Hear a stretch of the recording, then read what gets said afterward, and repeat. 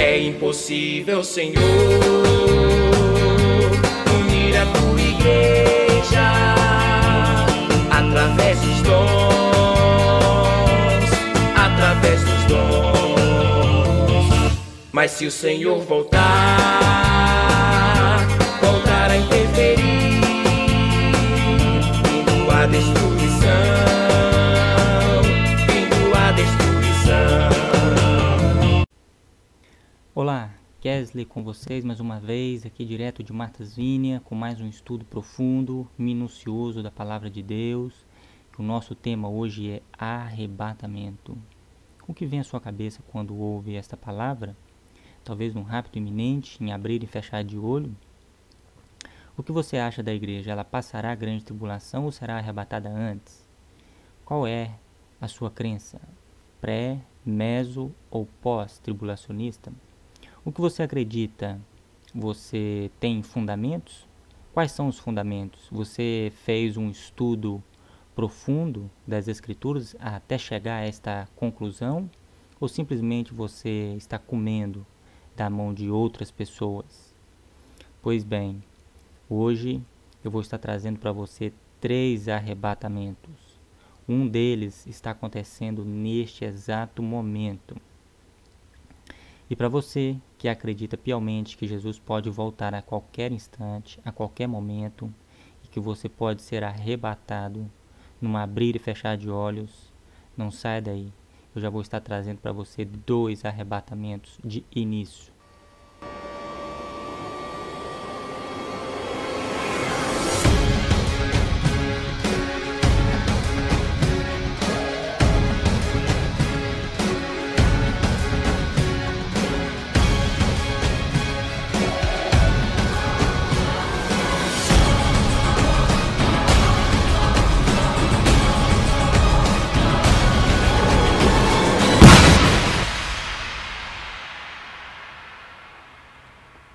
Bom, melhor do que aprender, com outras pessoas, melhor do que aprender até mesmo comigo, é aprender com as Escrituras.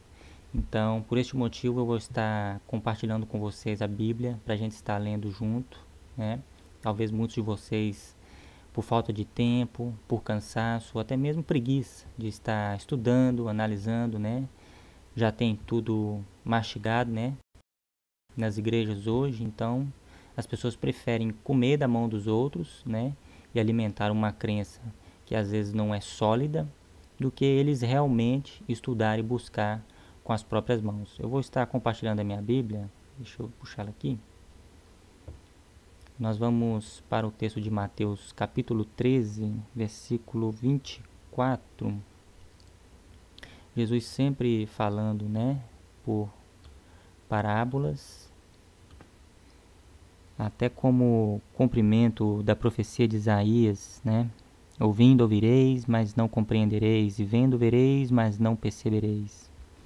O profeta falou e Jesus ensinou muito por parábolas, conjecturas.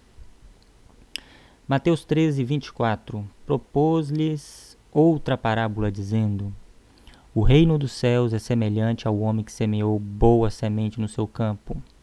Mas enquanto os homens dormiam, veio o inimigo dele, semeou joio no meio do trigo e retirou-se. Quando, porém, a erva cresceu e começou a espigar, então apareceu também o joio. Chegaram, pois, os servos do proprietário E disseram-lhe: Senhor, não semeaste no teu campo boa semente? De onde, pois, vem o joio? Respondeu-lhes: Algum inimigo é quem fez isso. E os servos lhes disseram: Queres, pois, que vamos arrancá-lo? Fazer o arrebatamento? Ele, porém, disse: Não, para que ao colher o joio não arranqueis com ele também o trigo. Deixai crescer ambos juntos até a ceifa, até o arrebatamento. E por ocasião da ceifa, direi aos ceifeiros: ajuntai primeiro à igreja, os salvos. É isso que está escrito aí? Quem vem primeiro? Ajuntai primeiro o joio e atai-o em molhos para o queimar. O trigo, porém, recolhei no meu celeiro. Propôs-lhes outra parábola, dizendo, aqui ele vai falar do grão de mostarda. Então aqui já está bem claro, que no versículo 24, do arrebatamento, O que vem primeiro aí seria, a vinda do Senhor como juízo. Ele vem como juízo, como disse Malaquias 3, sabão dos lavandeiros, fogo do ourives, anjo do concerto, Ele vem com juízo para aqueles que defraudam os trabalhadores, Tá lá aquela lista ampla de Malaquias 3, que depois vocês podem estar, conferindo lá. Então, olha aqui para vocês verem a ênfase no versículo 30. Ajuntai primeiro, olha a ênfase. Mas o trigo, cadê o trigo? O trigo, a igreja, os salvos, ajuntai-o no meu celeiro, na nova Jerusalém, Para elucidar mais ainda, nós vamos para Mateus 13, no mesmo capítulo, do 36, vamos abrir mais uma perícope do 36 até o 43. Ela começa no 36 e termina no 43, é mais uma perícope. Então Jesus, deixando as multidões, entrou em casa, e chegaram-se a ele os seus discípulos, dizendo: Explica-nos a parábola do joio do campo. E ele respondendo disse: O que semeia boa semente é o filho do homem. O campo é o mundo. A boa semente são os filhos do reino. O joio são os filhos do maligno. O inimigo que o semeou é o diabo. A ceifa é o fim do mundo. Olha a ceifa, fim do mundo. E os celeiros, ou ceifeiros, dependendo da versão, são os anjos. Pois assim como o joio é colhido e queimado no fogo, assim será no fim do mundo. Mandará o Filho do Homem os seus anjos, ceifeiros, e eles ajuntarão do seu reino todos os que servem de tropeço e os que praticam a iniquidade, pecado deliberado, e lançá-los-ão na fornalha de fogo. Ali haverá choro e ranger de dentes. Então os justos resplandecerão como o sol no reino de seu Pai. Quem tem ouvidos, ouça. Ficou claro aí para vocês? Vamos para mais uma. Aqui mesmo, no mesmo capítulo, abri mais uma perícope do 47 até o 51. Igualmente o reino dos céus, aqui já acho que é a parábola da rede. O reino dos céus é semelhante a uma rede lançada ao mar, em que apanhou toda a espécie de peixes. Toda a espécie de peixes. E quando cheia, puxaram-na para a praia, e sentando-se puseram os bons em cestos, os ruins, porém, lançaram fora. Aí você vai dizer, colocou os bons primeiros e depois lançou os ruins. Espera aí. Assim será no fim do mundo. Sairão os anjos e separarão os maus dentre os justos, e lançá-los-ão na fornalha de fogo. Ali haverá choro e ranger de dentes. Entendestes todas estas coisas? Tá igual eu, né? Vocês estão entendendo? Disseram-lhe eles: entendemos. Perfeito? Agora nós vamos entrar um pouquinho na história para vocês entenderem um pouco mais, né, como surgiu essa doutrina do arrebatamento, né? Tudo começou com um cidadão, ele não era só católico, ele era da mesma ordem, sociedade, da mesma sociedade que o Papa Francisco pertence, sociedade dos jesuítas, né, que foram levantados para combater a reforma protestante. Eles são os pais da contra-reforma. O nome desse cidadão, você está vendo aí, é Francisco Ribeira. De 1537 a 1591, foi padre jesuíta espanhol. Ele é o autor da doutrina do arrebatamento. Jesuítas eram de alta sociedade secretas, geralmente ligados aos templários, ou novos guardiões templários, ou Rosa Cruz, Opus Dei. Eles são muito comprometidos com essa questão aí, né, da nova ordem mundial, né? Então, este aí é o sujeitinho responsável pela crença de 70%, ou até mesmo a maioria dos cristãos, né, nos dias de hoje, né? A crença é sua, você acredita assim? Não, simplesmente foi esse cidadão aí, né, Francisco Ribeira, que iniciou essa doutrina e você simplesmente está comendo da mão dele, né? Então vamos prosseguir, né? Esse cidadão que você está vendo aí, bem no período da eclosão da Reforma Protestante com Lutero, ele criou então essa doutrina pré-tribulacionista, né, do arrebatamento. E o que acontece depois? Isso fica 3 anos arquivado, né? A doutrina é essa aí que vocês estão vendo aí. Fica 300 anos arquivados, né? 3 séculos. Ele fez essa doutrina, né? Essa aí que você está vendo aí na foto. Aí está a crença dele, né? Todo o seu estudo, entendimento. Isso ele fez por uma questão de motivação, né? Tudo por motivação. Ele fez para contra-reforma, para combater as ideias de Lutero, porque luteranos, anglicanos, puritanos, batistas, eles nunca acreditaram no arrebatamento, né, num arrebatamento pré-tribulacionista, na sua eclosão. Só passaram a acreditar mesmo mais tarde, lá por volta de 1830 para frente, né? Então, 3 séculos arquivados, 1500 para frente, quando chega no ano de 1800 a 1866, de 1826 a 1866, um cidadão chamado Samuel Meglen, ele era apenas um bibliotecário, ninguém tem imagem dele, né, mas esse nome que você está vendo aí na Wikipédia, Samuel Rothey Maitland. Ele é o cara que vai desarquivar o estudo pré-tribulacionista de Francisco Ribeira. Ele começa a divulgar esses estudos. Ele faz um panfleto promovendo a ideia, né, de Francisco Ribeira e começa a distribuir ele, né? Aí depois eu quero que você veja quem está tramando isso, né? Mais tarde surge essa moça que vocês vão ver aí na tela agora, Margaret MacDonald. Ela teve alucinações, visões sobre a igreja saindo, sendo raptada.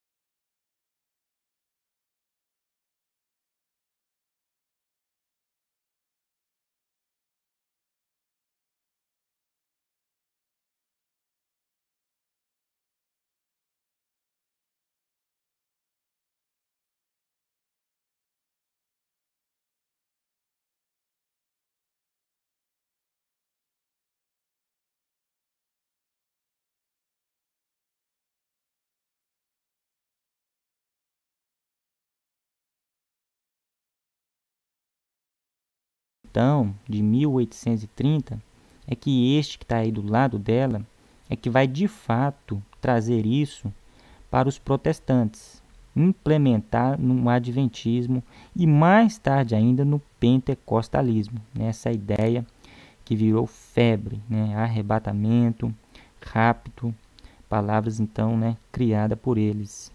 Aí as Bíblias começam a trazer nos rodapés, né, esse entendimento, porque na própria Escritura não tem base para isso.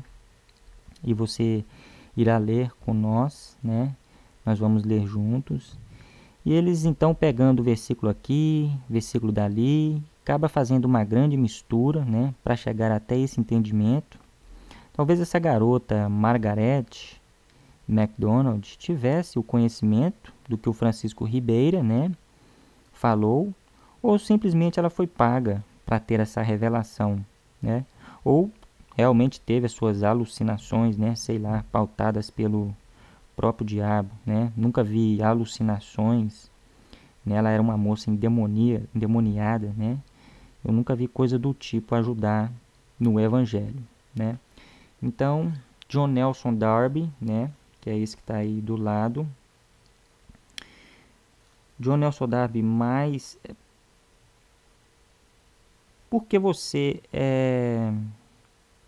por mais que você queira, né, defender ele, protestante, né, como você possa ter ele como um respeito, né, porque ele de fato era um pastor, porém, esse cara que você está vendo aí, o John Nelson Darby, ele era um pastor maçom, né? Qual o problema disso? O problema era a sua ligação com a visão jesuíta, trazendo essa visão, né? E o resultado está aí hoje, na sua cabeça, na maioria, né? Despregando o que Lutero e tantos outros, né? Calvino, pregaram. Francisco Ribeira, depois Samuel, depois Margaret e depois o Darby, né? Então está aí o início, né? A igreja primeiro século, segundo século, terceiro século, quarto, quinto, décimo sexto, 17º, 18º, nunca acreditou nesse arrebatamento pré-tribulacionista, né? Então a partir desses aí que começou essa doutrina, né? Mas nós sabemos, né, como foi nos dias de Noé, Jesus vem para o juízo. Então, se existe algum rapto, algum arrebatamento, na verdade existe dois, né, como nós já vimos, né? O joio lançado no Geena, na hora da colheita, de modo que não queira você subir, porque o que vai subir vai para o fogo. Não queira você fogo também. Ah, eu quero o batismo com fogo, e o batismo com fogo é o batismo do juízo, né? Outra hora a gente pode estar lendo Mateus 3:11 e depois a gente lê os contextos, né? Que é o versículo 10 e o versículo 12, um versículo antes e um versículo depois, ok? Então, o segundo arrebatamento é a ressurreição, que é entendida como arrebatamento. Os que estiverem mortos ressuscitarão primeiro. Os que estiverem vivos serão transformados, para não ficar, né, com corpos desiguais. E depois iremos para as bodas, né, na grande ceia, as bodas do Cordeiro, onde o próprio Messias irá cear, né? Pessoas então de todo o mundo serão transladados, né? Você lembra de Filipe, que foi transladado lá em, se eu não me engano, em Atos 8, né? Você lembra de Elias subindo numa carruagem de fogo, né? Então é mais ou menos isso que irá acontecer.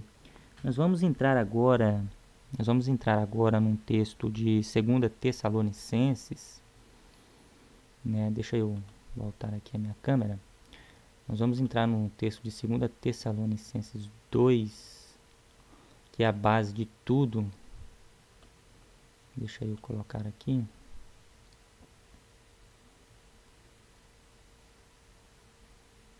Segunda Tessalonicenses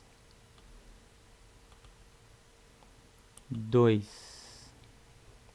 Deixa eu voltar aqui para a Bíblia. Então, nós já vimos aí, né, que até 1830, até essa data não existia arrebatamento secreto, rápido da igreja, né? E essa questão aí que hoje as pessoas acreditam, o povo de Tessalônica também estava tendo essa mesma crença, né, este mesmo problema. Mas nós vamos estar lendo aqui, versículo por versículo, né? O apóstolo Paulo manda uma carta para o povo de Tessalônica. Versículo 1. Ora, quanto à vinda, olha bem do que ele está falando, vinda de nosso Senhor Jesus Cristo e a nossa reunião com Ele, rogamo-vos, irmãos, que não vos movais facilmente do vosso modo de pensar, nem vos perturbeis, quer por espírito, olha aqui, Margaret MacDonald, quer por palavra, quer por epístola. Alguém, obviamente, estavam falsificando epístolas, né? Até mesmo de Paulo, dizendo que a igreja tinha sido arrebatada, que Jesus já tinha vindo, eles tinham ficado. Então, estavam começando a rodar epístolas, né? Cartas. Como enviada de nós, como se o dia do Senhor estivesse já perto. Ninguém de modo algum vos engane, de modo nenhum, porque isto o que ele está falando? Da vinda. Não sucederá sem que venha primeiro a apostasia. O que é apostasia? É o que vem antes.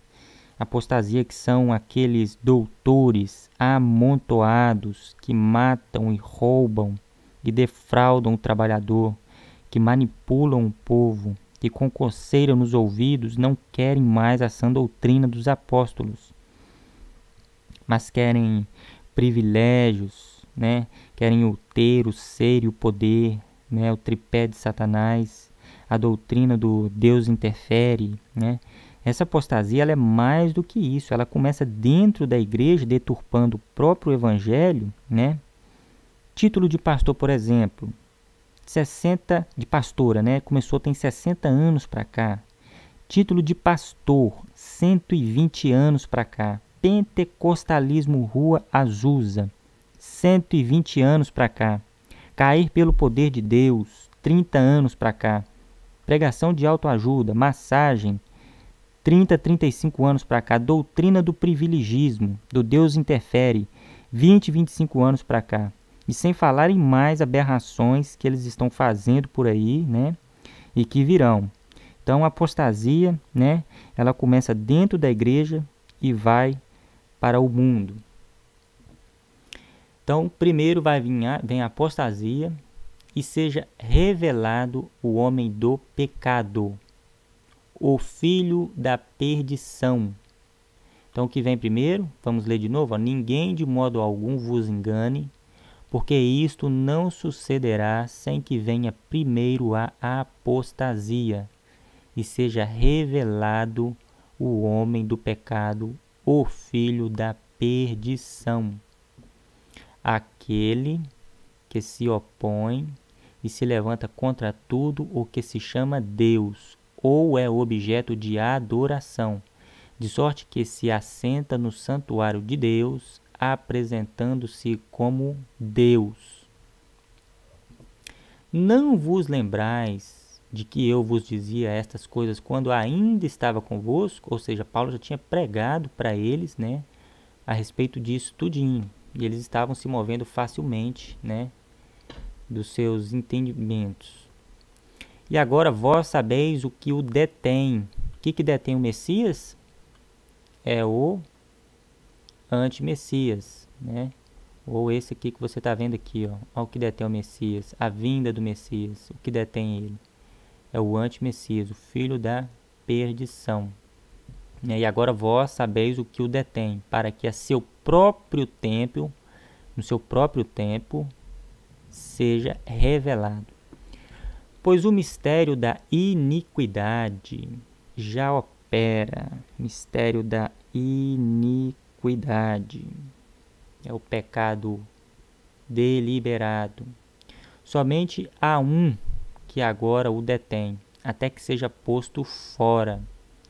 E então será revelado esse iníquo, a quem o Senhor Jesus matará com o sopro de sua boca e destruirá com a manifestação da sua vinda. Vamos mais?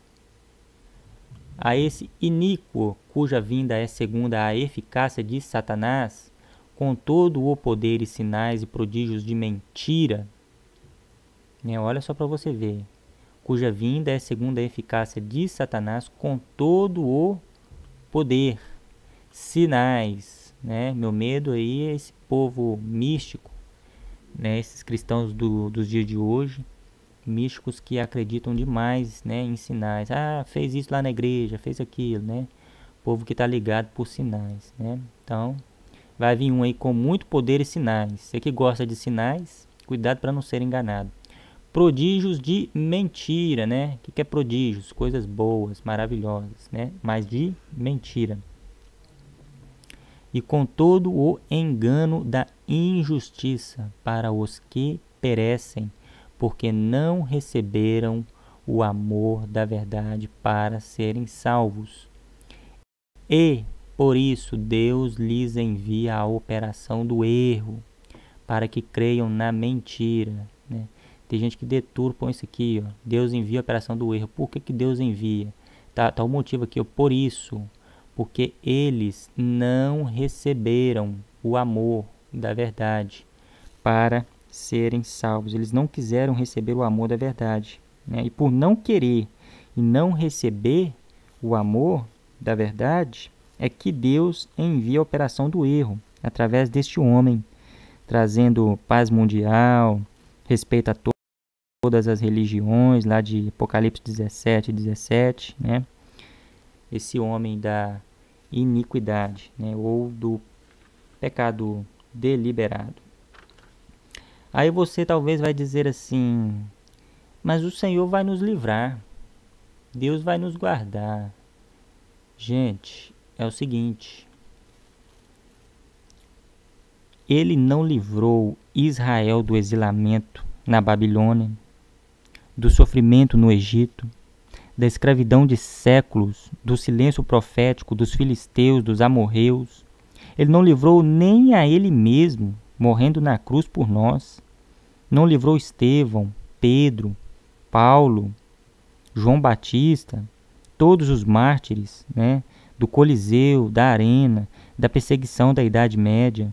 Muitos morreram na Reforma, contra a Reforma, na Inquisição Protestante de Calvino. Ele não livrou a igreja de Éfeso, né, sangue dos profetas, sangue dos apóstolos. Então, que mérito nós teríamos? Que mérito nós teríamos, né, de ser livrado? Ele não livrou nem a Ele mesmo, morrendo na cruz por nós.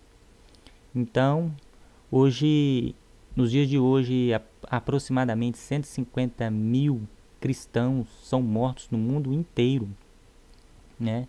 Da pior forma, né? Pelo Estado Islâmico. E você vai ser livrado. Por qual motivo, né? Será que eles são inferiores a você? Deixa eu buscar aqui outro texto. Nós vamos entrar agora no texto de Mateus, mais um capítulo, mais um livro, mais um capítulo escatológico para nós.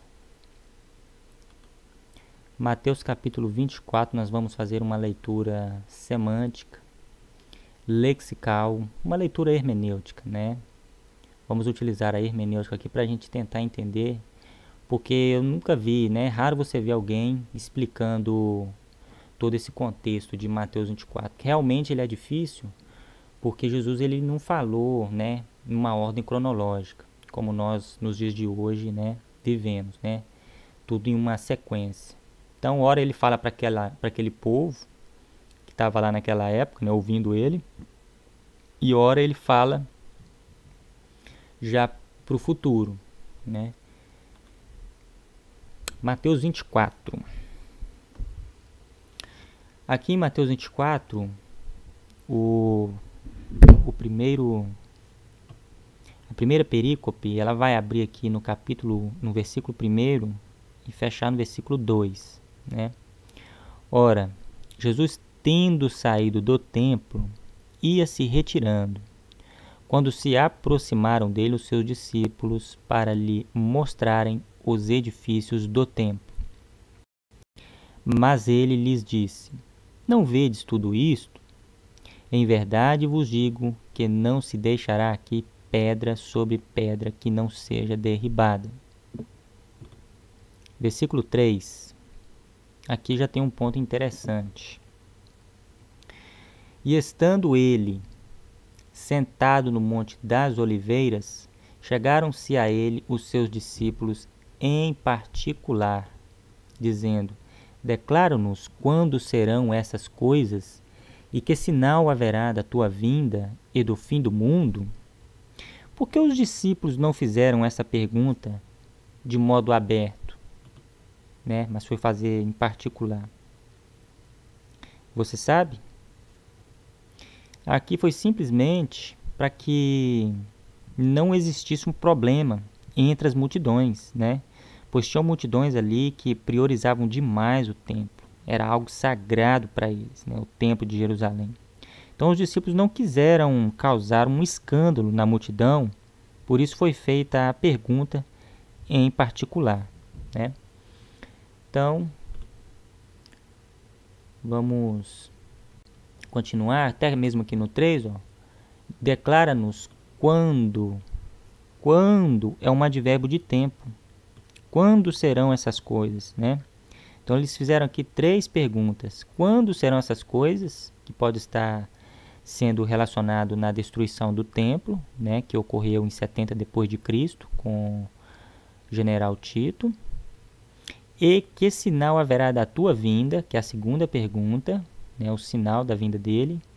E o fim do mundo. Então são 3 perguntas. Mundo aqui, gente, é o segundo. Mundo para os judeus são os próprios judeus, né? Eles não tinham a concepção de mundo igual nós temos hoje, né? De várias nações. Sempre foi os próprios judeus, ok? Versículo 4. Respondeu-lhes Jesus: Acautelai-vos que ninguém aqui é um pronome indefinido. Ou seja, pode ser qualquer um, todo mundo, até mesmo os próprios parceiros, né? Acautelai-vos que ninguém vos engane, porque muitos, ele não está falando de poucos, ele está falando de muitos. Muitos virão em meu nome, sempre em nome dele, né? Dizendo: Eu sou o Cristo, e a muitos enganarão. Aqui no versículo 5, só do cara vir, no nome dele, não precisaria de fazer nem milagres. Só de vir no nome dele já enganaria muitos. Por qual razão essas pessoas seriam enganadas? Eu vou explicar. Jesus está trazendo a narrativa da destruição do templo. Por isso que a multidão iria acreditar nos falsos cristos. Porque se Jesus é o Cristo, por que Jesus não alertou a multidão acerca da destruição do templo? Entendeu agora? Por isso que as pessoas seriam enganadas pelo falso Cristo, porque esses falsos cristos iriam dizer: mas que Cristo é esse que vocês dizem que serve? Só porque ele faz milagres? Né? Qual é o verdadeiro Cristo? Não é aquele que luta pela independência de você agora? Que Cristo é esse que vocês tiveram e que nunca falou da destruição do templo? Ora nenhuma. Então Jesus ele precaveu os discípulos para precaverem o povo, né? Ele treinou os discípulos para poder precaver o povo. Mas ele diz também, né? Mas uma coisa eu tenho que dizer a vocês, falando para os discípulos, né? Vocês vão morrer. Não tem como. Imagina sem templo, sem sacerdócio. Sem sacerdócio, sem templo não teria lei. Sem os dízimos, né? Então imagine. Vamos seguindo. Versículo... Aí aqui você, até nesse 5 aqui, dá pra gente arrancar mais uma coisinha, você já vê até mesmo a cegueira, né? Pois as pessoas andavam com Jesus, viram Jesus e seus milagres, e muitos não creram, né? Mas viriam muitos, só no nome dele enganariam a muitos, né? Como pode isso? Versículo 6. E ouvireis falar de guerras e rumores de guerras. Olhai, não vos perturbeis, porque forçoso é que assim aconteça, mas ainda não é o fim, né? Então aqui não necessariamente a guerra, mas sim pessoas falando de guerras, né? Tipo assim, quando vocês ouvirem de guerras e de rumores de guerra, né, tomem cuidado, mas não vos perturbeis, que já não é para aqueles dias. Ele está obviamente falando aqui da Guerra Fria, da Guerra do Vietnã, Guerra das Coreias, Primeira e Segunda Guerras Mundiais, né? Então até o versículo 6, vocês viram falsos messias, muitas pessoas sendo enganadas por eles, rumores de guerras, mas ainda, né, olha o que ele diz aqui, mas ainda não é o fim. Versículo 7. Porquanto se levantará nação contra nação e reino contra reino, e haverá fomes e terremotos em vários lugares, né? Então nós já estamos lendo aqui Mateus 24, nós já estamos no versículo 7. Até agora aqui nós não vimos nenhum arrebatamento ainda secreto. Até agora ele não revelou que a igreja seria, né, arrebatada, um ato visível ou invisível que seja. Até agora nós não vimos, né? Nós vamos continuar lendo para a gente ver onde é que está o arrebatamento, ok? Continue aí com a gente para você acertar de vez nessa questão. Versículo 8. Mas todas essas coisas são o princípio das dores, né? Ele diz que ia acontecer tudo isso que está aí atrás aí.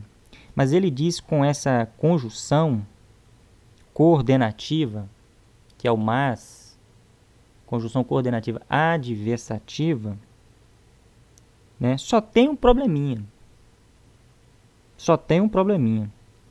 Tudo isso aí que vocês estão vendo aí, que ele já tinha falado, isso é só o princípio. Olha, só o princípio das dores. Versículo 9. Então sereis entregues à tortura, e vos matarão, e sereis odiados de todas as nações por causa do meu nome, né? Isso aqui, obviamente, já começou com os apóstolos, né, com os discípulos, e, obviamente, acredito eu que vai terminar com a igreja, né, a perseguição na grande tribulação. Ele não é pejorativo que fala, né, uma outra palavra, mas isso aqui vai acontecer de novo. Versículo 10. Nesse tempo, muitos hão de se escandalizar e trair-se uns aos outros, e mutualmente se odiarão. 11. Igualmente hão de surgir muitos falsos profetas. De novo, aqui ele já não falou dos falsos Cristo, mas trouxe os falsos profetas de novo, né? Mais uma vez, falsos profetas, né? Profetas é aquele que prega, né? Que traz a palavra. Só que, olha aí, ó. E é pouco? Não, são muitos. E enganarão a poucos? Olha aí. Vão enganar pouca gente? Não, né? Bom, isso aí é o que está escrito, né? Versículo 12. E por se multiplicar a iniquidade, o amor de muitos esfriará. Iniquidade aqui, pecado deliberadamente, né? Aquele pecado que a pessoa está pecando, sabe que está pecando e quer continuar no erro, né, no pecado. Mas quem perseverar até o fim, esse será salvo. Aqui, obviamente, ele está falando do fim, da grande tribulação, né? Até o fim, não é o fim dos tempos de todas as coisas, porque ainda não tem o descanso de Deus, né, que foi no sábado, ou seja, ainda tem o milênio, o Shabá, e ainda não tem o juízo final, ainda não deu cabalmente os 7.000 anos. Então o fim aqui é quem perseverar até o fim de todas essas coisas que ele falou aqui atrás, né? Que já é o início, o princípio das dores da GT, da grande tribulação. E este evangelho do reino será pregado no mundo inteiro, em testemunho a todas as nações. E então virá o fim. Presta atenção, gente. As pessoas confundem muito hoje o evangelho do reino com o evangelho da graça. Aqui é o evangelho do reino, pregado pelos 144.000, né, que está lá em Apocalipse, e as duas testemunhas, tá? Provavelmente Moisés e Elias. Né? Ninguém sabe, né? Não é o evangelho que nós pregamos, né? O evangelho da graça. Okay? Isso aqui é o evangelho do reino. Quando, pois, virdes estar no lugar santo a abominação de desolação predita pelo profeta Daniel, quem lê entenda, então os que estiverem na Judéia fujam para os montes. Aqui esse 15, né, ele poderia ter aplicado até mesmo 70, né, depois de Cristo, com o general Tito, né? Pode ser algo retórico, né? Pode acontecer e vai acontecer de novo também essa questão, né? Então os que estiverem na Judéia fujam para os montes. Quem estiver no eirado não desça para tirar as coisas de sua casa. E quem estiver no campo não volte atrás para apanhar a sua capa.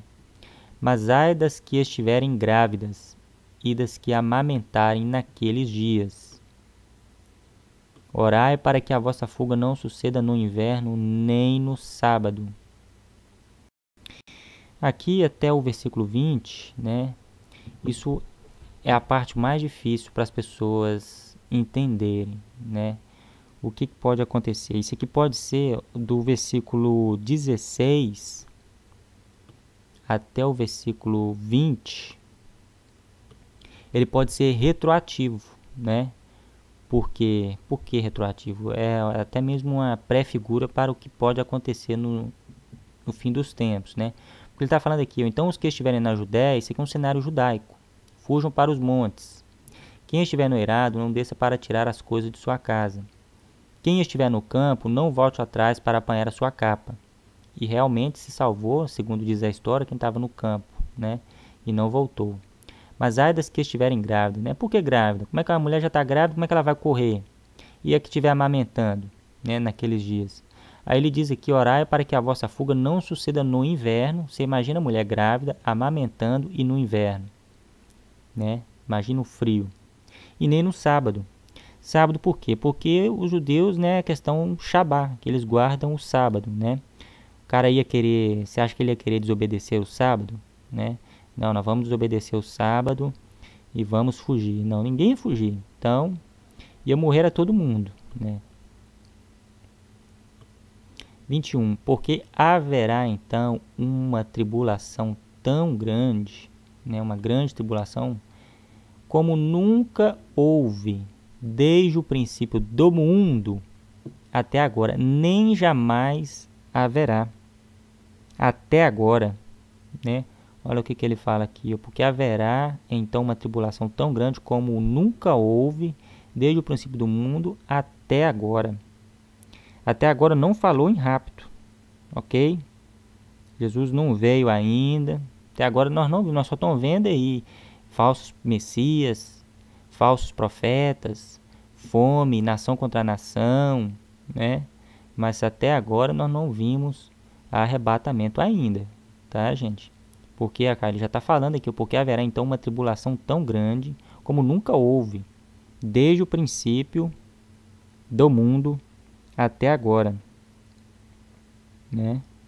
Então, nem jamais haverá, ou seja, esta grande tribulação tem que ser a última, né? Porque ele fala aqui, ó, no 21, nem jamais haverá. Então ele não está falando, né, do que aconteceu em 70 depois de Cristo, né, com milhões de judeus mortos. Né? Nós já tivemos a Guerra Fria depois, Guerra do Vietnã, Guerra das Coreias, Primeira e Segunda Guerras Mundiais. Então nem jamais haverá deve ser a última, né, que vai suceder todas as guerras que já houve. Entende? Então essa aí, obviamente, vai ser a última de todas. 22. E se aqueles dias, olha só para você ver, e se aqueles dias não fossem abreviados, ninguém se salvaria.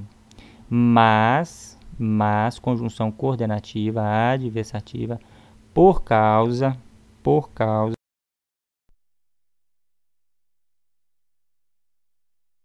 abreviados aqueles dias. Você tá entendendo? Veja, Jesus não está dizendo aqui, né, ele não está dizendo que a igreja seria arrebatada antes da tribulação. Ele está dizendo que a salvação se daria por causa da abreviação. Se houvesse arrebatamento, não tinha por que abreviar. Está entendendo? O Senhor nos guardará como guardou Israel, né? Mas Israel teve perdas. E perdas nós teremos. Israel ia para a guerra e muitos morriam, mas venciam a guerra.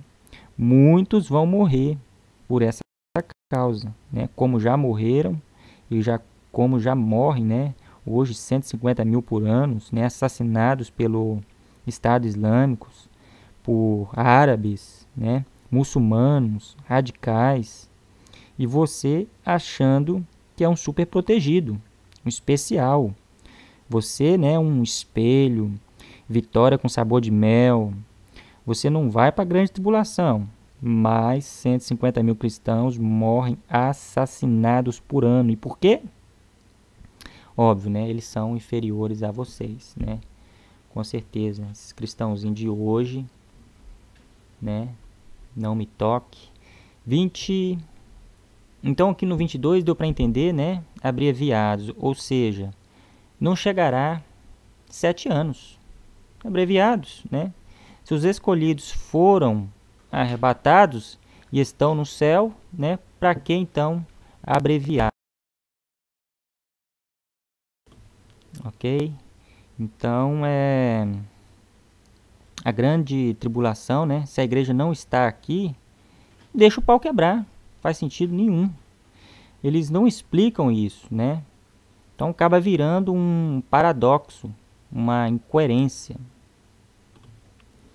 23. Se, pois, alguém vos disser, eis aqui o Cristo, ou ei-lo ali, não acrediteis, porque hão de surgir falsos cristãos e falsos profetas, e farão grandes sinais e prodígios, de modo que, se possível fora, enganariam até os escolhidos. Né, os sinais serão muito convincentes. Meu medo é desses cristãos místicos, né? Aqui, ó, grandes sinais e prodígios, né? Então, meu medo é desses cristãos místicos que já é digno de credibilidade, né? Vê um sinalzinho em uma igreja qualquer, falsos sinais, claro, né? Já dá credibilidade. Já vê Cristo falando várias vezes de falsos profetas, mas muitos serão enganados, como já diz o texto, né? Exceto os escolhidos, os que guardaram o verdadeiro evangelho, que não bebeu da mão de qualquer um, né? Engravatado. Antes sacrificaram noites de sono para estudar, analisar e assim obter o verdadeiro conhecimento. 25. Eis que de antemão vos tenho dito, né? Já está nos avisando. Vamos mais. 26. Portanto, se vos disserem, eis que ele está no deserto, não saiais. Ou eis que ele está no interior da casa, não acrediteis. Aqui, gente, não é necessariamente, não é exatamente o que ele está falando. Qual que é a essência disso? É que virá gente dizendo, Jesus vai voltar em tal data, colocando data para isso. E como já houve muitos, né, William Miller, em 1843, né, fundador do Adventismo, ele erra a volta de Jesus, né?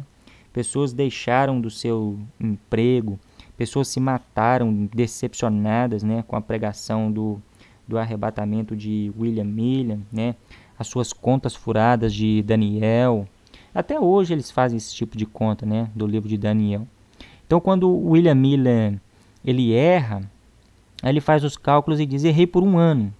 Aí vem a Ellen G. White, né, e diz assim, não, William. Né, o próprio William Miller, ele abandonou, né, suas loucuras, suas contas furadas. Aí vem a Ellen G. White e diz que e vai e comete o mesmo erro. Diz que o William acertou a data, mas que foi um arrebatamento que invisível, espiritual, né? Sei lá, místico, né? Todos esses homens, William Miller, Ellen G. White, né, aquela que tem um obelisco lá no seu túmulo, né? Pessoas idolatradas por homens, né? Vamos mais? Porque assim como o relâmpago sai do Oriente e se mostra até o Ocidente, assim será também a vinda do Filho do Homem. Pois onde estiver o cadáver, aí se ajuntarão os abutres, né? Isso aqui é mais uma visão parentética, né?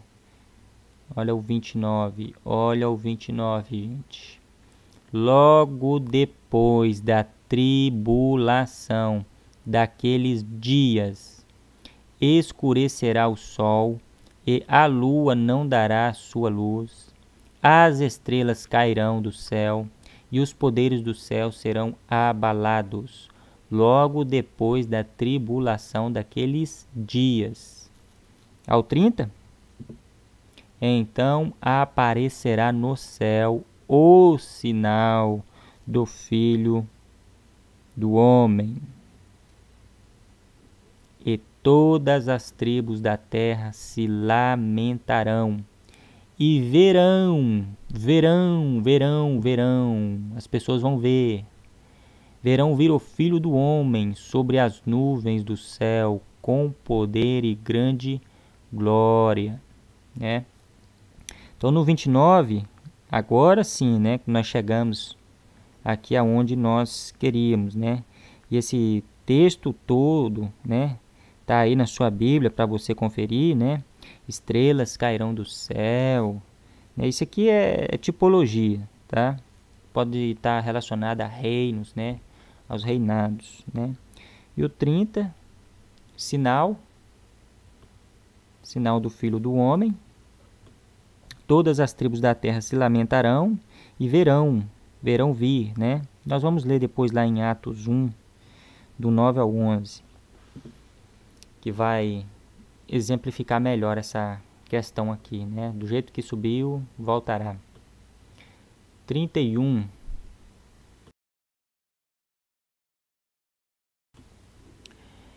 E ele enviará os seus anjos com grande clangor de trombeta, os quais lhe ajuntarão os escolhidos desde os 4 ventos, de uma a outra extremidade do céu.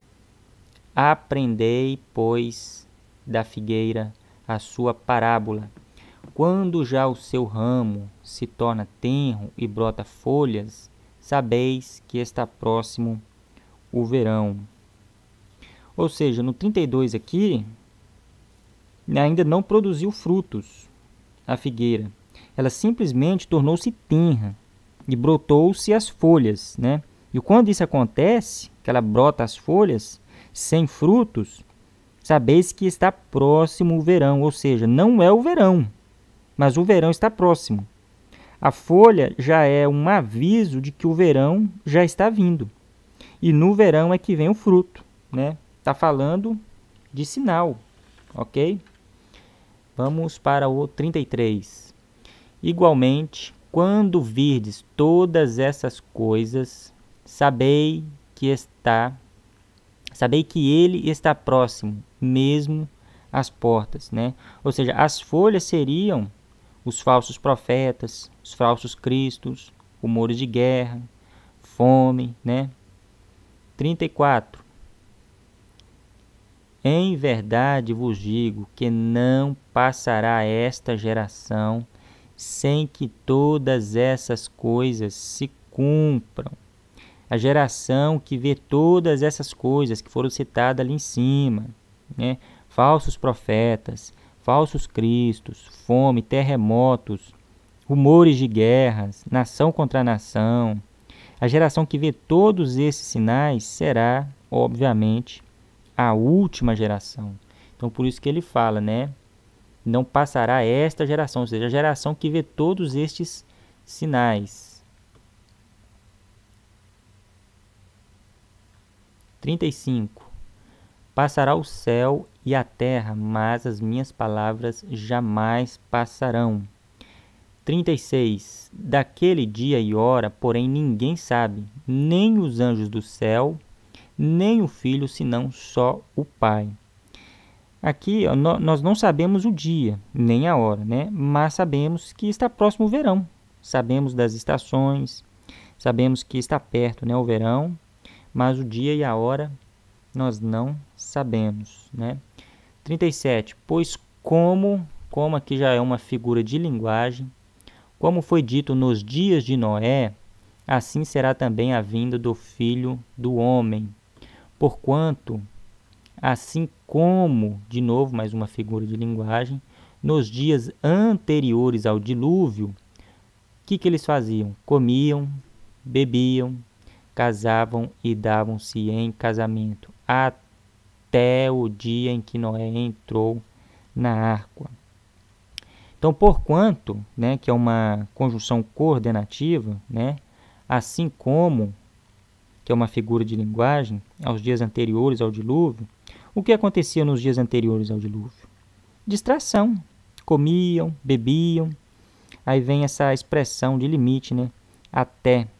Então, tudo isso, essas pessoas faziam até o dia em que Noé entrou na arca. 39.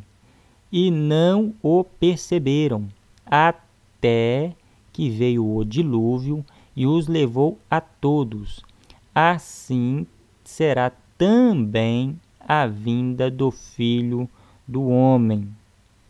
Né? Eles não perceberam e os levou a todos. No dilúvio foi bom para quem ficou ou para quem foi levado pelas águas do dilúvio? Melhor é ser levado ou é melhor ficar? E eu quero ficar. Assim como foi bom para Noé e sua família ter ficado, eu também quero ficar, né? Porque os levou a todos, como nós já lemos, né, as duas parábolas, a do joio e do trigo, né? Os anjos vão vir para separar primeiro os maus dos bons, né? Para tirar primeiro o joio. Então, ao 40. Então, estando 2 homens no campo, será levado um e deixado o outro. Será levado. Aí as pessoas falam, cara, será levado, eu quero ser levado. Mas olha o que ele diz aqui atrás. Ó. Assim como nos dias anteriores ao dilúvio, comiam, bebiam, casavam-se e davam-se em casamento, até o dia em que Noé entrou na arca e não perceberam. Até que veio o dilúvio e os levou a todos. Então você quer ser levado? E eu quero ficar. Né? Porque esses que estão sendo levados aqui, estão sendo levados como foi levado os do dilúvio. Que ele cita aqui atrás. Né? Foi levado para juízo. 41. Estando 2 mulheres a trabalhar no moinho, será levada uma e deixada a outra. Né? Então, mais uma vez aí. Né? Então, o 41, 42, 43, o 44 e o 45, ele vai falar aqui para nós sermos prudentes, né? Vigiai, pois, porque não sabeis em que dia vem o vosso Senhor. Sabei, porém, isto, se o dono da casa soubesse a que vigília da noite havia de vir o ladrão, vigiaria e não deixaria minar a sua casa. Por isso, ficai também vós apercebidos, porque numa hora em que não penseis virá o Filho do Homem. Quem é, pois, o servo fiel e prudente que o Senhor pôs sobre os seus serviçais para a tempo dar-lhes o sustento? Né? Então aqui ele está falando para nós sejamos prudentes, né? Como as virgens prudentes, as 5 virgens loucas, insensatas, né? Elas não tiveram a segunda chance, né? Que é o próximo capítulo, Mateus 25, que você pode estar lendo depois. As 5 virgens imprudentes, elas não tiveram a segunda chance quando elas foram até o noivo. E a arca de Noé, quando a porta se fechou? Noé, abre a porta, Noé. Não. Quem fechou a porta não fui eu, e quem fechou levou a chave. Teve segunda chance, como o sistema prega hoje, que Jesus vem, né? Que Jesus arrebata a igreja, depois ele volta de novo, e o povo vai ficar aqui e vai ser salvo com a sua própria vida. Vai ter que dar a vida para ser salvo. O Espírito Santo é levado, e aí fica aqui aquele Espírito, né? Igual está lá no livro de Gênesis, pairando sobre as águas. Não. Ninguém pode se salvar com o próprio sangue, né? Para isso o sangue de Jesus já foi derramado, né? Então é o Espírito Santo que convence o homem do pecado, da justiça e do juízo. Então não há uma segunda chance. Então nós só somos salvos pelo sangue de Cristo. Meu sangue vai me salvar, então de que valeu o sangue de Cristo, né? Então essa teologia furada que é ensinada hoje nas igrejas, né? Vinda de Jesus, parte A, parte B, isso não tem fundamento nenhum quando você pega as escrituras e vem discorrendo ela, né? Quando você lê ela linearmente, né? Porque eles montam aí doutrinas de arrebatamento, porém eles pegam versículo aqui, versículo ali, eles dão um giro na Bíblia para montar as ideias, para fundamentar as ideias deles, né? Em cima da visão deles, não da visão do autor, igual nós estamos fazendo aqui, lendo, né, versículo por versículo, para entender a visão do autor, né, de quem escreveu, não o que está na minha cabeça, né? E é claro, vocês podem estar, né, como vocês estão acompanhando comigo, vocês vão estar também julgando o valor das informações, né? Óbvio, né? Analisar tudo, como diz Paulo, né, e reter o que for bom. Então vamos mais? Agora nós vamos entrar em Atos. Nós vamos entrar em Atos capítulo 1. Deixa eu puxar aqui. Mateus, Marcos, Lucas, João. Atos 1. Atos 1. Vamos abrir uma perícope do 9 ao 11. Tendo ele dito estas coisas, foi levado para cima, enquanto eles olhavam, e uma nuvem o recebeu, ocultando-o a seus olhos. Estando eles com os olhos fitos no céu, enquanto ele subia, né, falando de Cristo, eis que junto deles apareceram 2 varões vestidos de branco, os quais lhes disseram: varões galileus, por que ficais aí olhando para o céu? Esse Jesus, que dentre vós foi elevado para o céu, há de vir, assim como para o céu o vistes ir. Né? Então, do jeito que ele foi, do jeito que ele subiu, ele vai voltar, do jeito que eles estavam vendo, né? Fazendo até uma tipologia a nós. Vamos mais, Lucas 21, vamos abrir mais uma perícope em Lucas 21, cadê?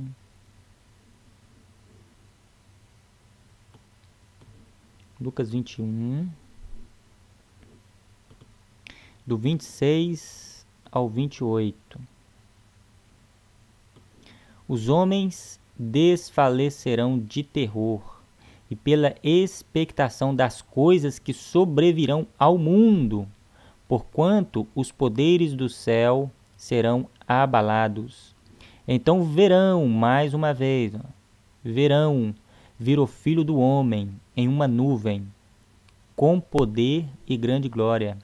Ora, quando essas coisas começarem a acontecer, exultai e levantai as vossas cabeças, porque a vossa redenção se aproximam, né? Então, 26 aqui, né? Bramido do mar, né? Falam aqui no 25, pelo bramido do mar e das ondas, e haverá sinais no sol, na lua e nas estrelas, e sobre a terra haverá angústia, a angústia das nações em perplexidade pelo bramido do mar. As ondas vão engolir cidades. E das ondas aí, ó, tá vendo? Bramido do mar e das ondas. Homens desmaiarão. 28. Ora, quando essas coisas começarem a acontecer, exultai, levantai as cabeças, olhar para cima, né? Por quê? Porque é assim que eles olharam em Atos 1, quando Jesus estava subindo, né? Foi encoberto por uma nuvem. Ficaram olhando para cima, né? 28 aí, olha bem. Ora, quando essas coisas começarem a acontecer, então elas vão começar a acontecer e só depois é que nós vamos olhar para cima e vamos imaginar, estamos na grande tribulação. E se estamos na grande tribulação, a nossa redenção está próxima. Ok? Vamos para mais um textozinho aqui em João agora. Deixa eu ver se é João 6, 39.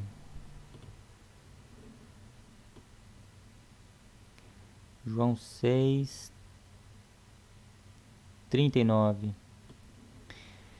E a vontade do que me enviou é esta, que eu não perca nenhum de todos aqueles que me deu, mas que eu o ressuscite no último dia. Último dia. Tá aí o arrebatamento, a ressurreição, último dia. Ok? Então não tem nada antes. Não tá aí arrebatamento, como que eu digo, antes da grande tribulação, não, tá? Ao 40. Porquanto esta é a vontade de meu Pai, que todo aquele que vê o Filho e crê nele tenha a vida eterna, e eu ressuscitarei antes da grande tribulação. E eu ressuscitarei 7 anos antes do julgamento, 7 anos antes da minha vinda, da minha segunda vinda. E eu ressuscitarei antes da grande tribulação, e eu os guardarei. Não, último dia. Ok?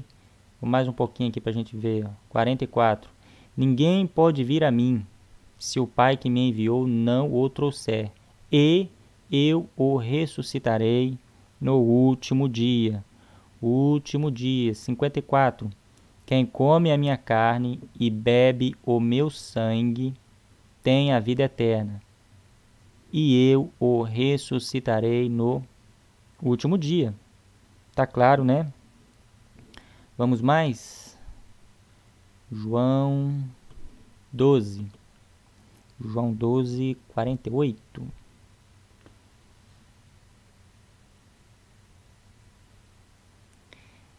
Quem me rejeita e não recebe as minhas palavras, já tem quem o julgue.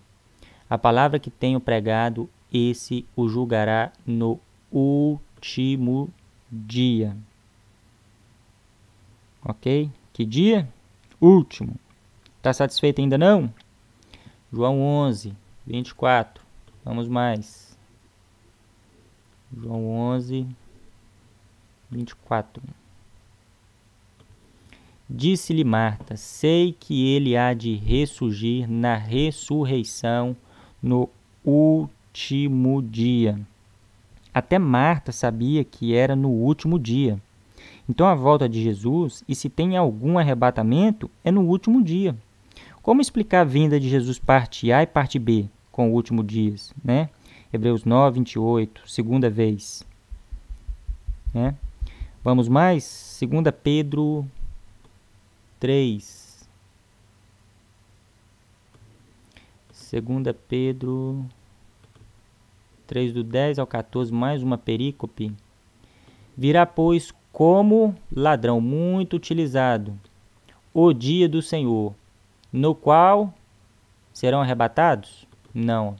Os céus, a vinda do Senhor será como ladrão, né, o dia do Senhor, no qual os céus passarão com grande estrondo, e os elementos ardendo se dissolverão, e a terra e as obras que nela há serão descobertas, né, como ladrão. Muito utilizado no sistema, né? Nesse dia, então, como ladrão, essa comparação, os céus passarão com grande estrondo, novo céu e nova terra. É o milênio, o sábado, vem como ladrão.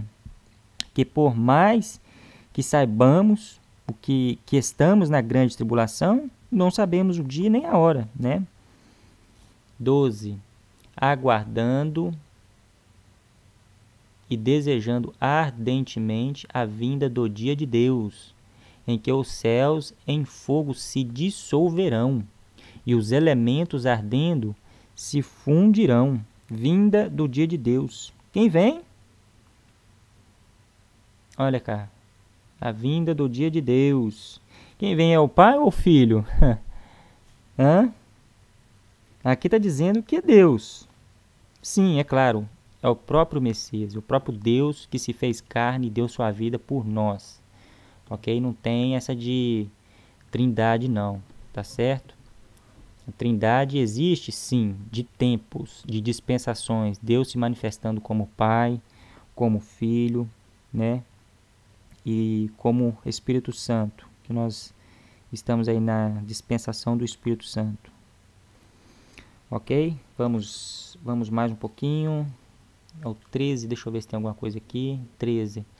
Nós, porém, segundo a sua promessa, aguardamos novos céus e uma nova terra, nos quais habitam a justiça.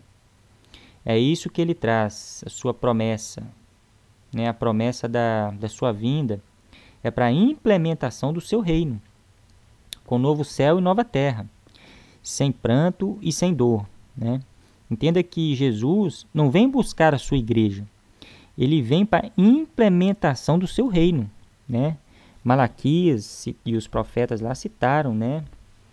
Os profetas citaram que ele colocariam os seus inimigos, né? E colocaria os seus inimigos sobre o estrado de seus pés. Malaquias disse que ele traria paz dos pais para os filhos e os filhos para os pais, né? E os profetas também disseram que ele, né, ia livrar os judeus da mão dos romanos, né, da alta taxa de imposto, né? Então por isso que os judeus não aceitam Cristo como Messias, porque quanto à família, Messias disse que de agora em diante seria filho contra pai, pai contra filho, né? Quanto ao reinado dele, ele de nada lutou, né, por um reino, né? E ainda em respeito em relação a livrar os judeus da alta carga tributária dos romanos, né? Ele simplesmente disse: dai a César o que é de César e a Deus o que é de Deus. Então, os judeus rejeitam ele, né? Justamente por isso, mas ele mesmo disse, né? O meu reino não é dessa terra. Então, segundo o que Pedro está escrevendo aqui, né? Segundo Pedro 3:13, né? Nós, porém, segundo a sua promessa, aguardamos novos céus e uma nova terra, nos quais habita a justiça, né? Então, é a implementação do seu reino, ok? Vamos agora para 1 Coríntios 15. 1 Coríntios 15. Nós vamos abrir outra perícope do 23 ao 26. Cada um, porém, na sua ordem. Cristo, as primícias, depois os que são de Cristo na sua vinda. Então virá o fim, quando ele entregar o reino a Deus, o Pai, quando houver destruído todo o domínio e toda a autoridade e todo o poder. Então, gente, ele vai proteger o seu povo quando o seu povo estiver sediado, né? Logo depois do Armagedon, no Vale de Megido, né? Quando o seu povo, Jerusalém, estiver sitiada, quando o reino do norte, a Rússia, a China, a Síria, o Irã, estiver cercando Israel para destruir, né, a própria Israel, o Senhor vem, destrói a besta, o falso profeta, né? Presidente russo, chinês, todos os impérios do mundo, né, os braços de poder, tudo isso. Por quê? 25. Pois é necessário que ele reine até que haja posto todos os inimigos debaixo de seus pés, né? Ora, o último inimigo a ser destruído é a morte. Pois se lê, todas as coisas sujeitou debaixo de seus pés. Mas quando diz todas as coisas lhes estão sujeitas, claro está que se excetua aquele que lhe sujeitou todas as coisas, né? O que Paulo está falando aqui? Ressurreição. Ele vai entregar o reino ao Pai, né? Quer dizer, falando de manifestações, né? Manifestações de tempos, né? Aqui no 24, né? Que aí já vem os trinitarianos, né? Está entregando o reino a Deus. Não, isso aqui ele está falando de manifestações, né? Sempre assim, manifestação Pai, manifestação Filho, Espírito, e aqui outra manifestação dele entregando, ele concluindo, né? Entregando o reino ao Deus Pai. Então, é isso aí que ele está, né, falando. Nós vamos para o 26, deixa eu ver aqui.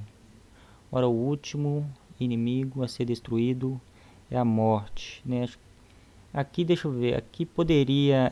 então, quando os mortos, né, ressuscitarem, no 26, primeiro, né, que hoje entendem essa ressurreição como arrebatamento, segundo ele, né, após a derrota da morte, que é o último, que é a última, e aí sim que a gente tem a ressurreição dos mortos. Por que derrota da morte? Porque os mortos ressuscitarão. Então não tem aqui um intervalo de tempo entre uma coisa e outra. Ok? O 24. Então virá o fim quando ele... Então virá o fim. Olha para vocês verem. Então virá o fim. Não tem dois tempos de fim, como diz o sistema, né? Vinda parte A, parte B. Quando tiver entregado o reino a Deus, então ele já vem para aniquilar e condenar o joio. Ele já vem com juízo, né? Os judeus o rejeitaram, né? Como eu disse, Malaquias, né, disse, traria paz dos pais aos filhos, livraria do Império Romano, né, Isaías, reconstruiria o templo, voltaria os sacrifícios com ele, já implementando o seu reino. E no fim tudo ficou como estava. Ele não implementou reino algum, né, em relação à família filho contra pai, né? Ele falou o oposto. Os judeus imaginavam que ele viria a primeira vez e segunda vez, né? Aí poderia se aplicar, né, parte A e parte B.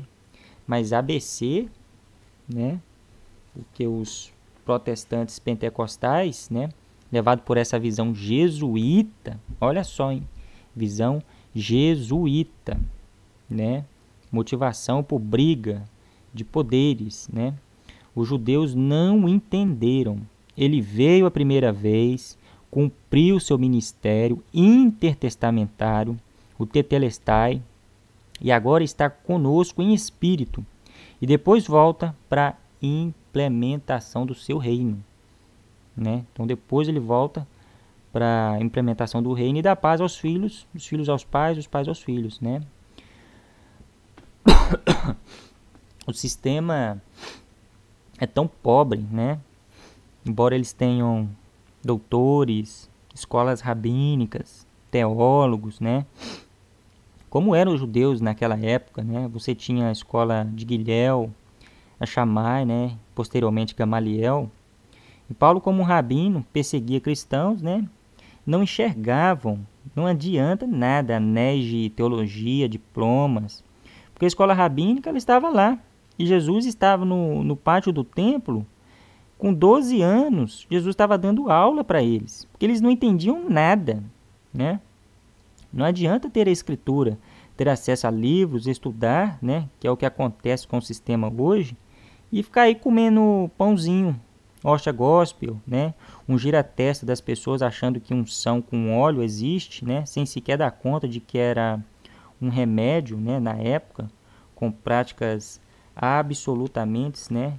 Diferentes, né? Então não adianta nada. Vamos mais para Hebreus 9. Abrir mais uma perícope em Hebreus 9. Carta aos Hebreus 9, do 27 ao 28.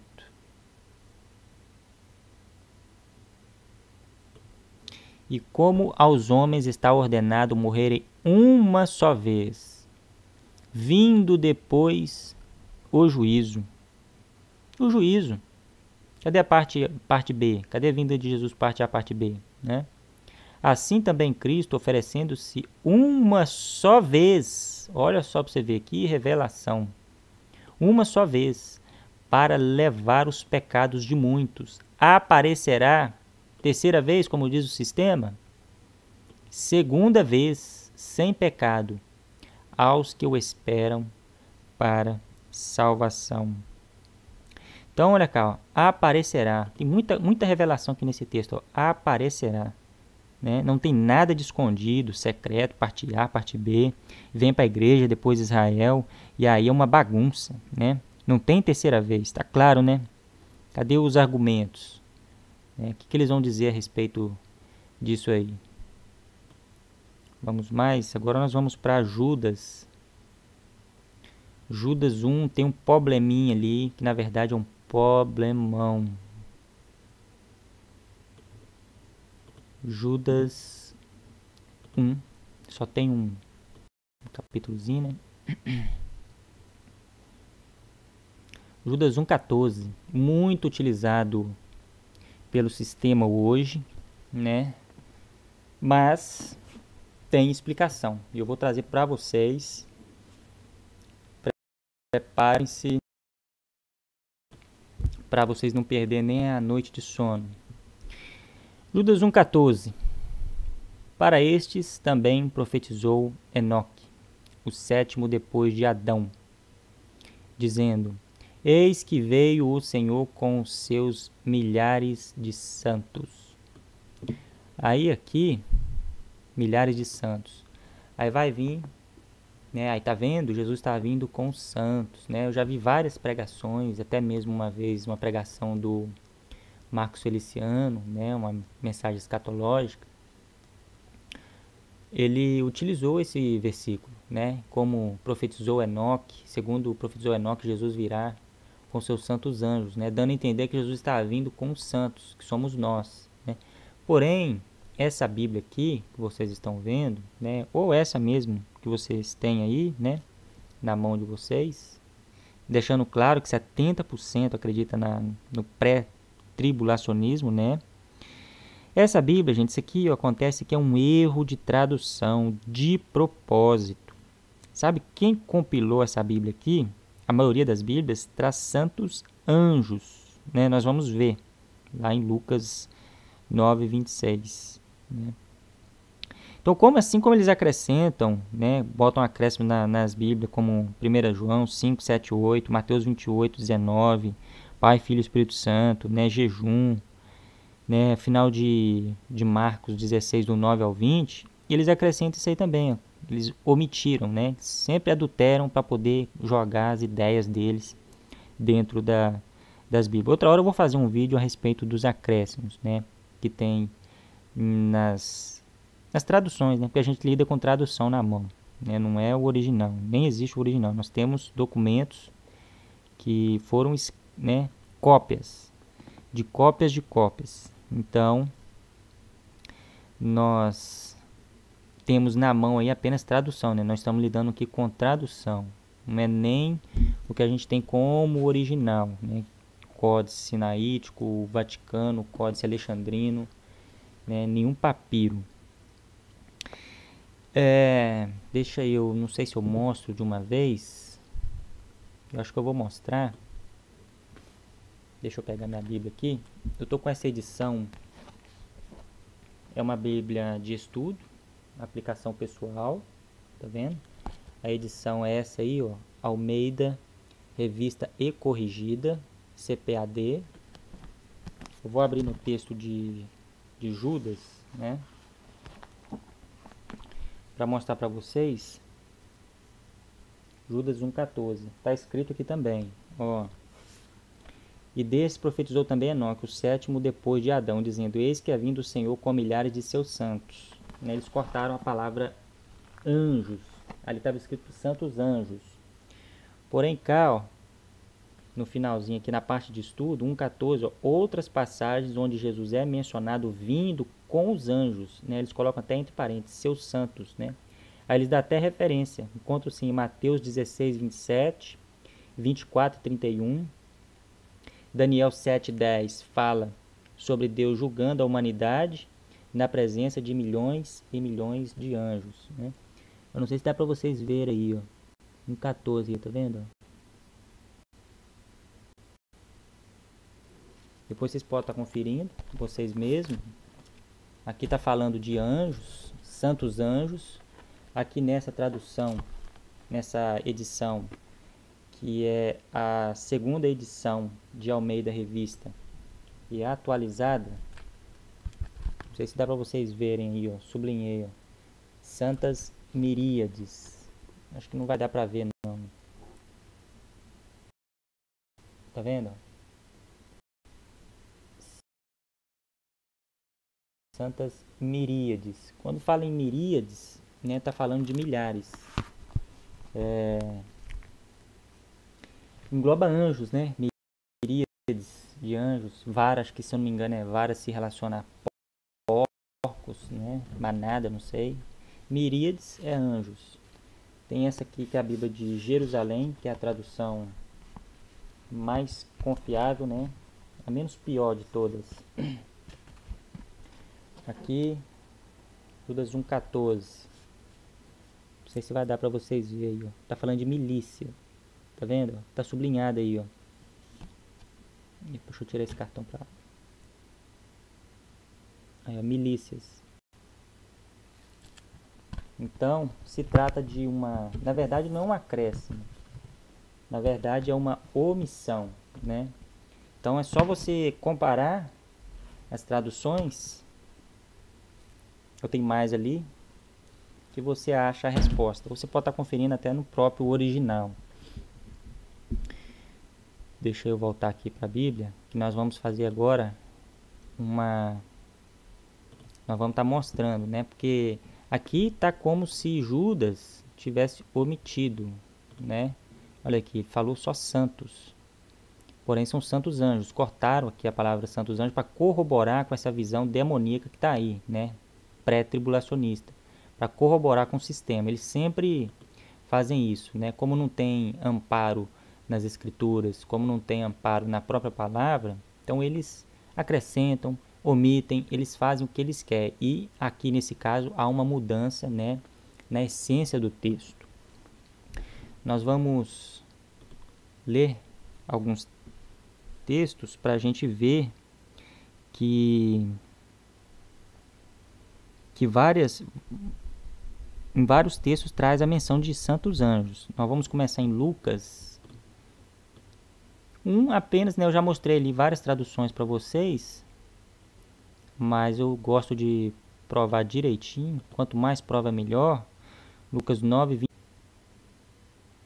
26. Porque quem se envergonhar de mim e das minhas palavras, dele se envergonhará o Filho do Homem, quando vier na sua glória e na do Pai e dos santos anjos. Tá vendo? Então aqui ele está citando, né, os santos anjos. Mateus 16, 27, se eu não me engano. Mateus 16, 27, deixa eu ver se cita também. Mateus 16, 27.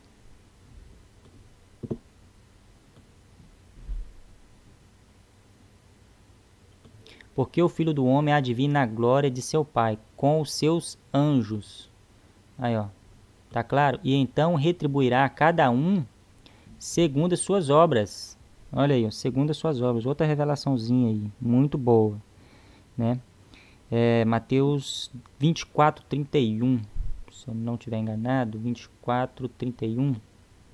Olha o tanto de endossamento, gente, que eu estou trazendo para vocês, que fala dos santos anjos.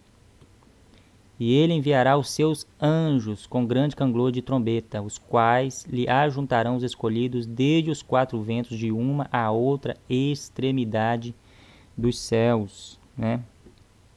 Apocalipse, não vamos para 2 Tessalonicenses? Tessalônica, Paulo também falou, muita gente citou anjos, o Judas não ia ficar de fora, né?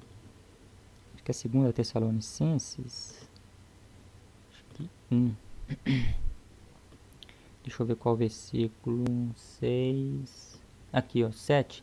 E a vós que sois atribulados, alívio juntamente conosco, quando do céu se manifestar o Senhor Jesus com os anjos do seu poder em chama de fogo, né? Mais um textozinho para vocês. Vamos pegar mais? Apocalipse 5. Vamos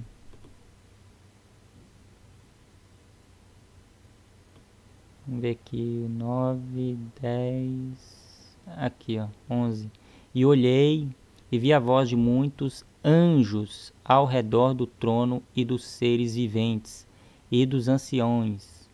E o número deles era miríades de miríades, ou seja, milhares e milhares. E o número deles era miríades de miríades e milhares de milhares, né? Ou seja, milhares e milhares de anjos, ok? Então, você acha que Judas não iria citar os santos anjos, né? Se Jesus, o próprio Jesus disse, né? Paulo, e se você quiser mais provas, né? Você pode estar comparando, né? Com várias traduções, né? É lastimável, né? O que o sistema está fazendo com as pessoas, né? Ainda bem que tem eu aqui, né? E poucos outros aí também na internet que descobrem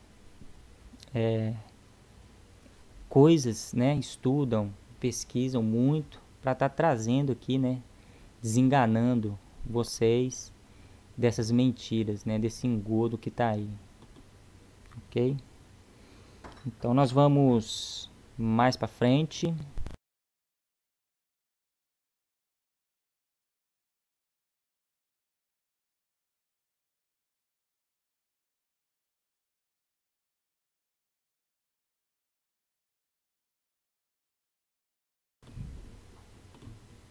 Acho que eu posso finalizar aqui, eu acho que já tá bom, né?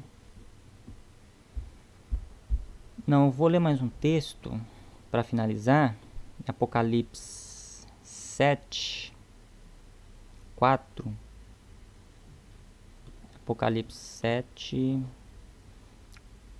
4.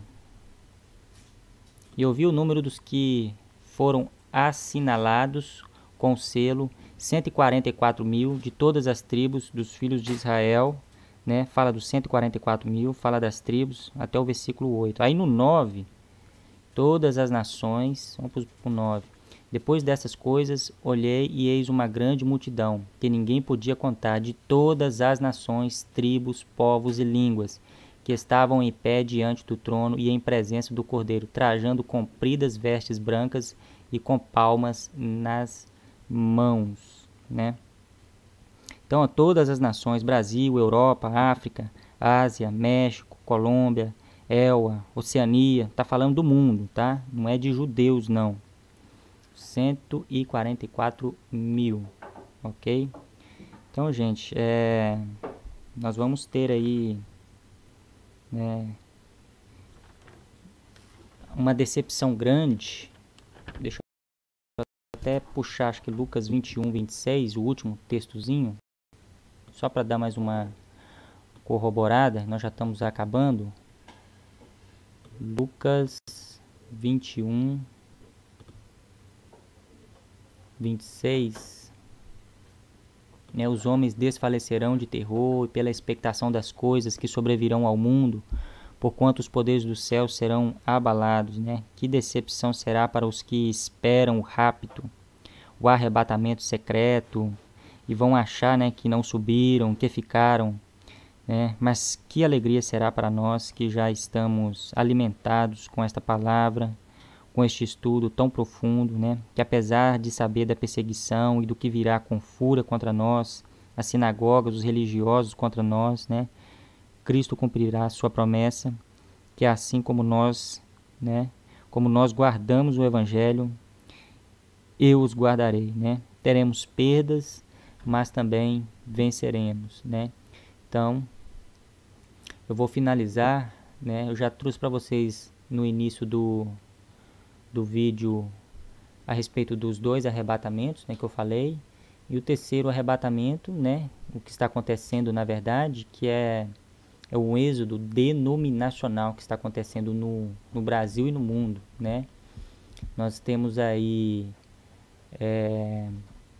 as 3 fases da igreja, que no início a igreja, na primeira fase, ela saiu do mundo, na segunda fase o mundo entrou na igreja, e na terceira fase a igreja está saindo da igreja, Os limpos limpar-se-ão mais e os sujos sujar-se-ão cada vez mais, Porque o que nós temos aí hoje aí, na verdade, era uma igreja que começou como Laodiceia, que começou como Filadélfia, e agora termina como Laodiceia, Começou como noiva, e hoje em Apocalipse o próprio Deus chama ela de prostituta, Então, nós devemos ouvir até a voz do anjo que brada em Apocalipse, Saiam dela, povo meu, povo do Criador, para que não venha ocorrer nas suas pragas, Não venha provar da sua ira.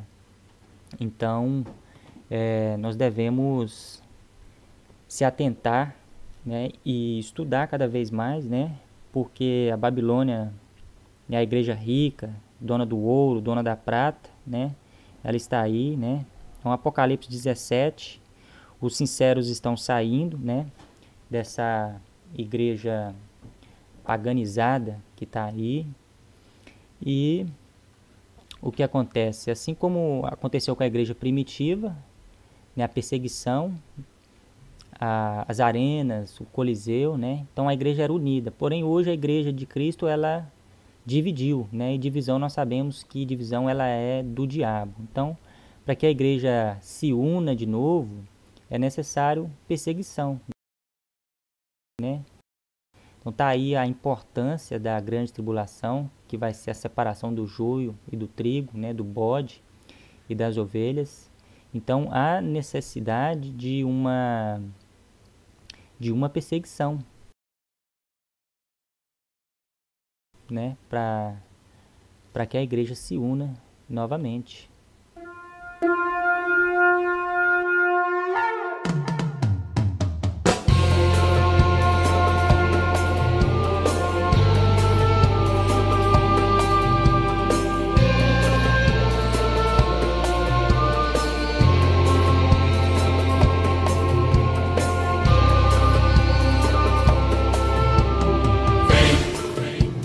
Grande tribulação.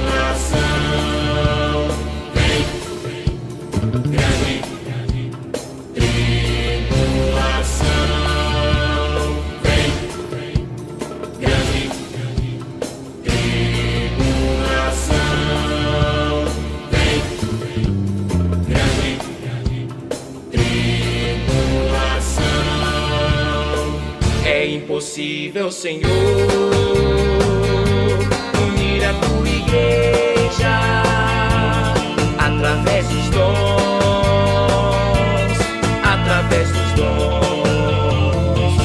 Mas se o Senhor voltar a interferir, vindo a destruição.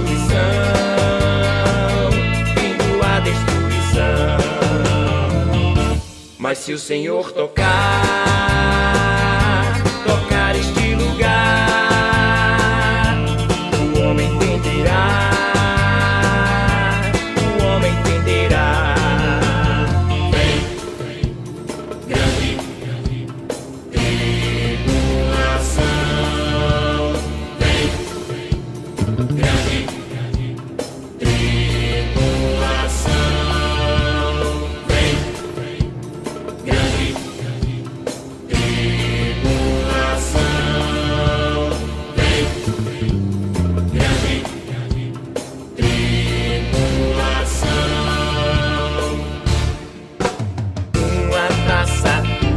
Taças, 3 taças, 4 taças, 5 taças, 6 taças, 7 taças. 1 selo, 2 selos, 3 selos, 4 selos, 5 selos, 6 selos, 7 selos.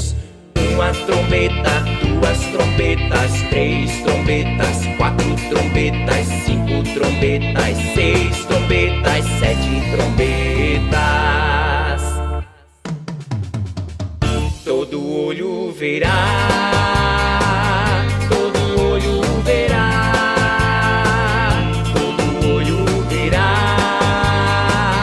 todo olho verá, todo olho verá.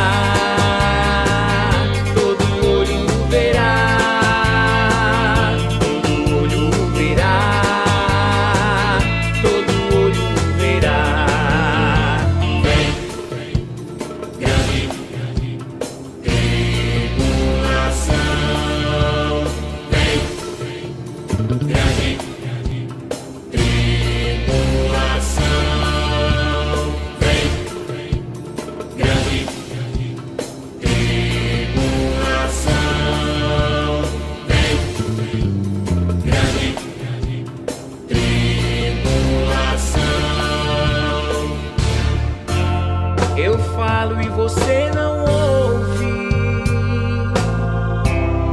eu ajunto e você espalha, eu chamo e você não vem. O jeito é chamar Nova Jerusalém.